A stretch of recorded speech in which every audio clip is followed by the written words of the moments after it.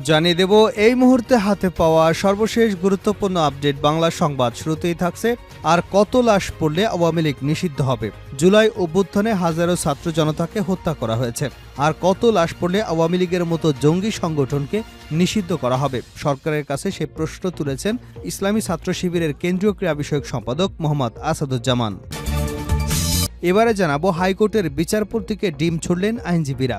বিএনপির ভারপ্রাপ্ত চেয়ারম্যান তারেক রহমানের রায় ঘোষণার সময় জিয়াউর রহমানকে নিয়ে আপত্তিকর মন্তব্য করায় বিচারপতি আশরাফুল আলমকে ডিম ছুড়েছেন আইনজীবীরা। বুধবার বাংলাদেশ সুপ্রিম কোর্টে এ ঘটনা ঘটে। জানাবো যে রক্তের উপর দাঁড়িয়ে নতুন বাংলাদেশ এসেছে, সেই রক্তের উপর দাঁড়িয়ে জঙ্গি ইসকনরা উস্কানি দেয়। বৈষম্য বিরোধী ছাত্র আন্দোলনের আহ্বায়ক হাসনাত আবদুল্লাহ এবং জুলাই শহীদ স্মৃতি ফাউন্ডেশনের সাধারণ সম্পাদক সার্জিস আলম বলেন যে রক্তের বন্যা বইয়ে শেখ হাসিনা এদেশ ছেড়ে পালিয়েছে। যে রক্তের উপর দাঁড়িয়ে নতুন বাংলাদেশ এসেছে, সেই রক্তের উপর দাঁড়িয়ে এই চিন্ময়রা উস্কানি দেয়। সেই রক্তের উপর দাঁড়িয়ে খুনি হাসিনা উস্কানি দেয়। এদিকে ষড়যন্ত্র এখনও থামছে না। ছাত্র জনতার অভ্যুত্থানে শেখ হাসিনা দেশ ছেড়ে পালিয়ে গেলেও তাদের দোসরদের ষড়যন্ত্র এখনও থামছে না বলে জানিয়েছেন বিএনপির সিনিয়র যুগ্ম মহাসচিব রুহুল কবির রিজভী। তিনি বলেছেন, দেশকে অস্থিতিশীল করতে পতিত ফ্যাসিবাদদের দোসরদের ষড়যন্ত্র এখনও অব্যাহত রয়েছে। এবারে থাকছে প্রধান উপদেষ্টার সঙ্গে সাক্ষাৎ করতে যমুনায় বিএনপি নেতারা। অন্তর্বর্তীকালীন সরকারের প্রধান উপদেষ্টা ডক্টর মোহাম্মদ ইউনূসের সাথে সাক্ষাৎ করতে তার বাসভবন যমুনায় গিয়েছেন বিএনপির ৫ সদস্যের প্রতিনিধি দল। বিএনপি মহাসচিব মির্জা ফখরুল ইসলাম আলমগীরের নেতৃত্বে প্রতিনিধি দলটিতে রয়েছেন স্থায়ী কমিটির সদস্য মির্জা আব্বাস, নজরুল ইসলাম খান, আমির খসরু মাহমুদ চৌধুরী ও সালাউদ্দিন আহমেদ। এবং সর্বশেষ জানাবো আন্তর্জাতিক সংবাদ। লেবাননের যুদ্ধবিরতি, গাজায় রক্তক্ষয়ী সংঘাতের শেষ কবে? মধ্যপ্রাচ্যের অশান্ত অঞ্চলগুলোতে আরও একটি যুদ্ধবিরতি হয়েছে। লেবাননে ইসরায়েল এবং হিজবুল্লাহ দীর্ঘ ১৪ মাসের সংঘাতের অবসান ঘটিয়েছে। বুধবার যুদ্ধবিরতি কার্যকর হয়েছে, খবর রয়টার্সের। এদিকে গাজা উপত্যকা ইসরায়েলের আগ্রাসন এখনও চলছে। এর শেষ কবে হবে তা কেউ জানে না। এতক্ষণ শিরোনাম শুনছিলেন, এবার বিস্তারিত। প্রিয় দর্শক, আপনি যদি এই চ্যানেলে নতুন হয়ে থাকেন, ভিডিওটি দেখতে দেখতে চ্যানেলটি সাবস্ক্রাইব করে আমাদের সঙ্গে থাকুন। আর এই ভিডিও সম্পর্কে আপনি আপনার মূল্যবান মতামতটি কমেন্ট বক্সে জানিয়ে দিন। আর হ্যাঁ প্রিয় দর্শক, জানিয়ে দিন ভিডিওটি কোথা থেকে দেখছেন। আর কত লাশ পড়লে আওয়ামী লীগ নিষিদ্ধ হবে? শিবির নেতা। জুলাই অভ্যুত্থানে হাজারো ছাত্র জনতাকে হত্যা করা হয়েছে। আর কত লাশ পড়লে আওয়ামী লীগের মতো জঙ্গি সংগঠনকে নিষিদ্ধ করা হবে? সরকারের কাছে সেই প্রশ্ন তুলেছেন ইসলামী ছাত্র শিবিরের কেন্দ্রীয় ক্রীড়া সম্পাদক মোহাম্মদ আসাদুজ্জামান। বুধবার দুপুরে রংপুরে জুলাই গণহত্যার বিচারের দাবিতে জাতীয় ছাত্র সংহতি সপ্তাহের অংশ হিসেবে বিক্ষোভ মিছিল করেছে বাংলাদেশ ইসলামী ছাত্র শিবির। পরে অনুষ্ঠিত সমাবেশে প্রধান অতিথির বক্তব্যে এসব কথা বলেন। তিনি বলেন, জুলাই হত্যাকাণ্ডের প্রধান মাস্টারমাইন্ড স্বৈরাচারী শেখ হাসিনা দিল্লিতে বসে দেশকে অস্থিতিশীল করবার নানা ষড়যন্ত্র করছে। রিকশা শ্রমিক, গার্মেন্টস শ্রমিক কিংবা ইসকনের আন্দোলন আওয়ামী লীগের লোকজনদের দেখা যাচ্ছে তারা বারবার প্রতিবিপ্লবের চেষ্টা করে ব্যর্থ হচ্ছে। এজন্য আওয়ামী লীগ ইসকনকে নিষিদ্ধ করতে হবে। হিন্দু ধর্মাবলম্বীদের উদ্দেশ্যে তিনি বলেন, গতকাল চট্টগ্রামে যেভাবে একজন আইনজীবীকে হত্যা করা হয়েছে, এতে প্রমাণিত হয়েছে ইসকন একটি জঙ্গি সংগঠন। ইসকন যেভাবে দেশকে অস্থিতিশীল করবার পাঁয়তারা করছে, আপনারা কি তাদের সঙ্গী হতে চান? যদি না চান, তাহলে তাদের কাছ থেকে আপনাদের দূরে থাকতে হবে এবং নিষিদ্ধের ব্যাপারেও আপনাদের কথা বলতে হবে। দীর্ঘ এক যুগেরও বেশি সময় পর প্রকাশ্যে শিবিরের একটি মিছিল কারমাইকেল কলেজের মূল ফটক থেকে শুরু হয়। মিছিলে যোগদান শিবিরের হাজারো নেতাকর্মী। মিছিলটি বেগম রোকেয়া বিশ্ববিদ্যালয়ের সামনে দিয়ে মডার্ন মোড়ে গিয়ে শেষ হয়। পরে সেখানে সংক্ষিপ্ত সমাবেশে নেতারা বক্তব্য দেন। শিবির নেতা বলেন, চট্টগ্রাম আদালতে ইসকন অনুসারীদের প্রকাশ্যে আইনজীবী সাইফুল ইসলাম আলিফকে হত্যা করেছে। জঙ্গিবাদী সংগঠন হিসেবে ইসকনকে নিষিদ্ধ করতে হবে। জঙ্গিবাদী সংগঠন হিসেবে ইসকনের সঙ্গে না থেকে সুন্দর বাংলাদেশ গড়তে হিন্দু ধর্মাবলম্বীদের প্রতি আহ্বান জানান তিনি। হাইকোর্টের বিচারপতিকে ডিম ছুড়লেন আইনজীবীরা। বিএনপির ভারপ্রাপ্ত চেয়ারম্যান তারেক রহমানের রায় ঘোষণার সময় জিয়াউর রহমানকে নিয়ে আপত্তিকর মন্তব্য করায় বিচারপতি আশরাফুল আলমকে ডিম ছুড়েছেন আইনজীবীরা। বুধবার বাংলাদেশ সুপ্রিম কোর্টে এমন ঘটনা ঘটে। আজ দুপুরে বিচারপতি আশরাফুল কামালের নেতৃত্বে হাইকোর্টে এজলাস শুরু হয়। এজলাসে যখন আইটেম ১২ নম্বর চলে, এ সময় একদল আইনজীবী এজলাসে প্রবেশ করে বলেন, আপনি এজলাস থেকে নেমে যান।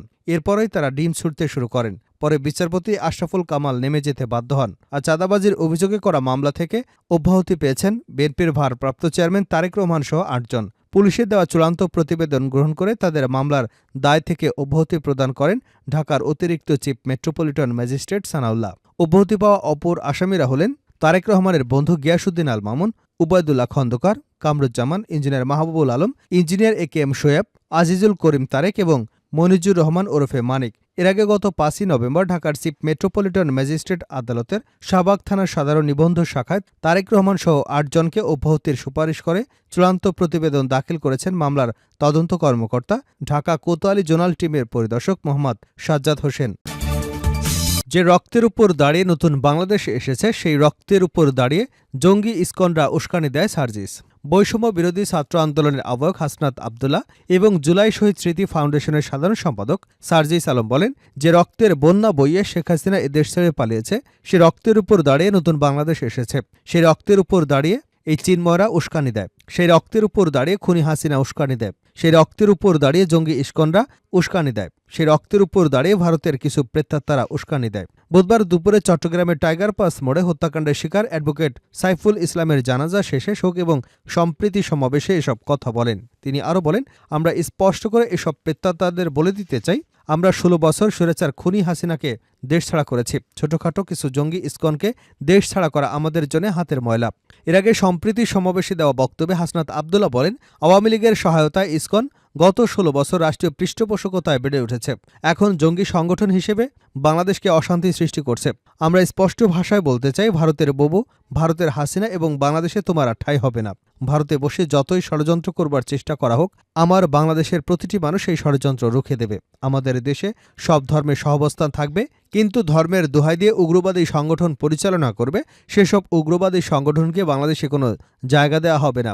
বৈষম্য বিরোধী ছাত্র আন্দোলনের চট্টগ্রামের সমন্বয়ক খান তালাত মাহমুদ রাফি বলেন, আমরা পরিষ্কারভাবে বলতে চাই, প্রশাসনে যেসব জায়গায় স্বৈরাচারের দোসরা বিরাজমান তাদের নির্মূল করতে হবে।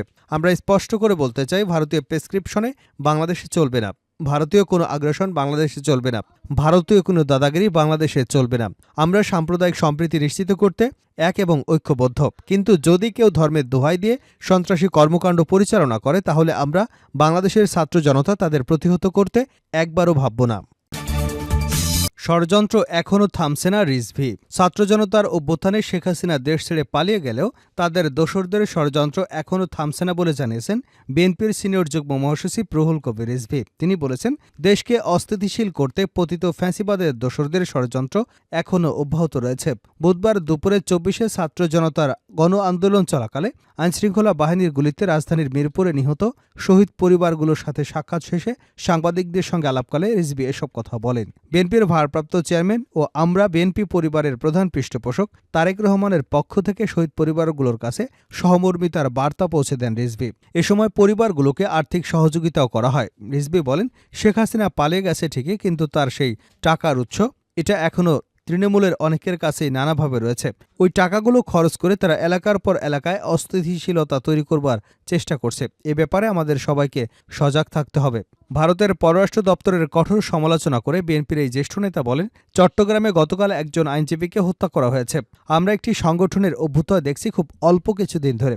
এই সংগঠনটি কিভাবে তৈরি করা হলো, কে কে এর নেতৃত্বে আছেন, গতকাল এই সংগঠনের কয়েকজনকে গ্রেপ্তার করা হয়েছে। এরা সবাই যুবলীগ ছাত্রলীগের নেতাকর্মী। তারা হিন্দু সম্প্রদায়ের লোক সেজে এই সংগঠনের মধ্যে ঢুকে সারা দেশে অস্থিতিশীলতা তৈরি করবার চেষ্টা চালাচ্ছে। এদের একজন নেতাকে পুলিশ গ্রেপ্তার করেছে। এ কারণে ভারত থেকে তার মুক্তির দাবি জানানো হয়েছে। ভারতের পররাষ্ট্র দপ্তর থেকে মুক্তির দাবি করা হয়েছে। এগুলো কিসের আলামত? তিনি বলেন, জুলাই আগস্টের অভ্যুত্থানে আমাদের প্রায় 2000-এর মতো সাধারণ মানুষকে, বাচ্চা ছেলেদের গুলি করা হয়েছে, অনেককে হত্যা করা হয়েছে। তাই তখন তো ভারতের পররাষ্ট্র দপ্তর থেকে একটা স্টেটমেন্ট দেয়নি। শেখ হাসিনা এই ভয়ঙ্কর নিপীড়নের জন্য, এই রক্তক্ষরণের জন্য একটা স্টেটমেন্ট তো দেননি। সরকার এবং সব মানুষ আজকে বুঝতে পারছে কোনো একটা ষড়যন্ত্র চক্রান্তের খেলা চলছে।